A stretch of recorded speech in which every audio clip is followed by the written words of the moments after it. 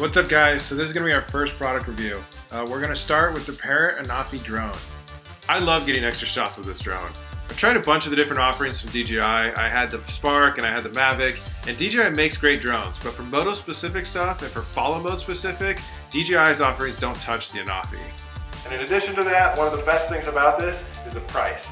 I think the retail is $6.99 and I've seen it advertised for $5.99 on sale already. So you're talking like a third of the price of the DJI Mavic, which is going to probably be its closest competitor.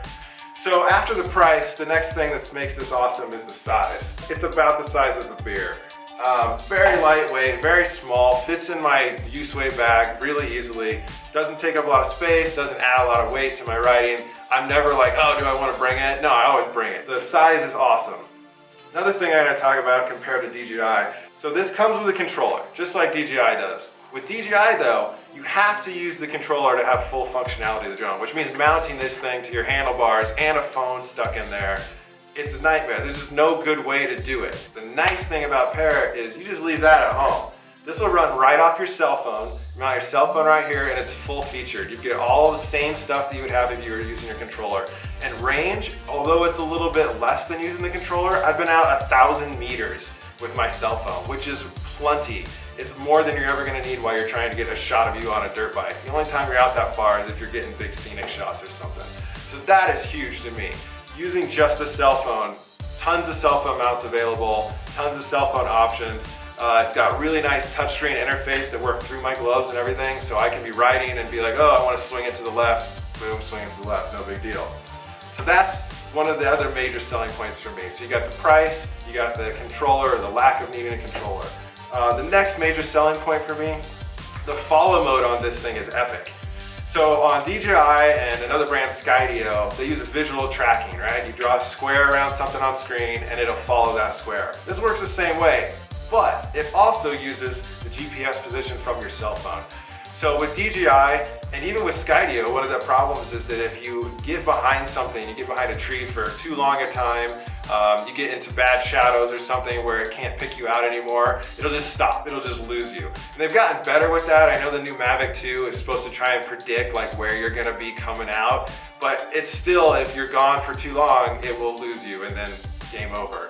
This one, I've flown it over trees. When I'm underneath, you can't see me at all, or maybe you just see me breaking out, but it can't visually track me, but it'll know where you are with your GPS position. That is huge. The tracking on this has been unequaled with any of the other DJI offerings that I've tried. Another thing that this does with the follow mode that DJI doesn't do, it uses the barometer on your cell phone. So if you go uphill, you go downhill, this thing's gonna raise and it's gonna lower with you.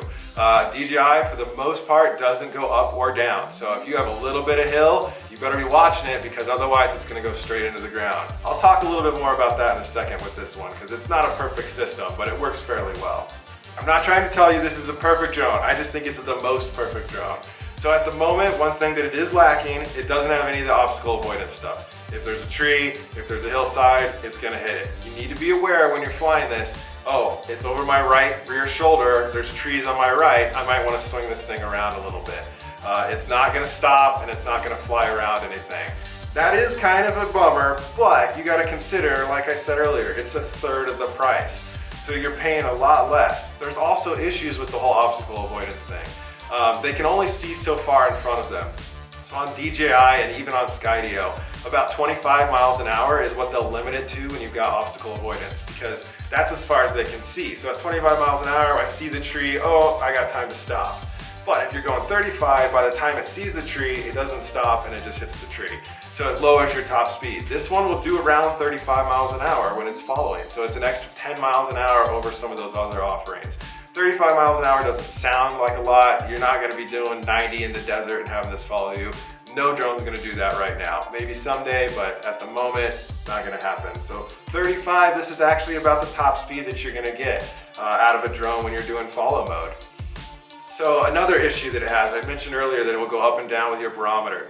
The problem with that, at least the experiences I've had with my iPhone, is that it doesn't seem like it refreshes constantly or not fast enough. So if you go down something real steep, you go down up something real steep, it's not just gonna instantly go up with you, there's always gonna be a lag. And what's happened more times than not is I'm gonna go up a real steep hill climb or something, this isn't gonna go up fast enough and I'm gonna end up hitting the ground.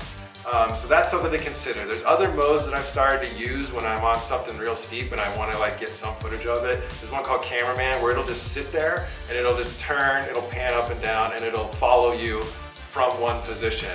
And that is the best move when you're in something tight, when it's steep up and down and you know that it's not going to be able to follow you up something that steep. So that's another little disadvantage to it.